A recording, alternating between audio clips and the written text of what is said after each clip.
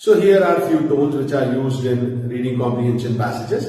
First one being objective. इसका मतलब author facts and figures को रिप्रेजेंट कर रहा है, कोई इमोशन डिस्प्ले नहीं कर रहा, सिंपली जो है वो बता रहा है। इसको न्यूट्रल भी कहते हैं, दोनों में कोई डिफरेंस नहीं है।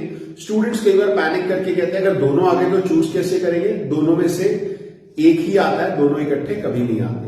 एनालिटिकल का मतलब है फैक्ट्स एंड फिगर्स दिए हुए हैं, इसके बेसिस पे आप कुछ और एनालिसिस कर रहे हो। एग्जाम्पल, एक फैक्ट है कि 80% of the youth is not employable in India.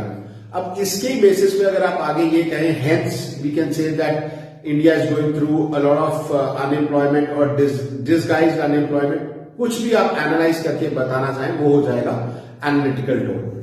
Third होता है आर्ग्यूमेंटेटिव टोन। इसका मतलब जब आप किसी भी कॉज के लिए फेवर में है या अगेंस्ट में है, तो ज्यादातर जिन लोगों को बाय इन्विटेशन कहा जाता है कि आप लिखो किसी चीज पे, तो वो न्यूज़पेपर में लिखते हैं किसी चीज के अगेंस्ट या फॉर, तो उसमें आपको लैंग्वेज से पता लग जाता है that the person is strongly in favour और अगेंस्ट ऑफ समथिंग। सिनिकल का मतलब होता है डाउटफुल होना, जैसे जो ऑथर है वो डाउटफुल हो कि जो गवर्नमेंट की जो पॉलिसी है वो कह तो रही है कि लोगों की भलाई के लिए, बट कहीं टैक्स ज्यादा इकट्ठा करने के लिए तो नहीं है।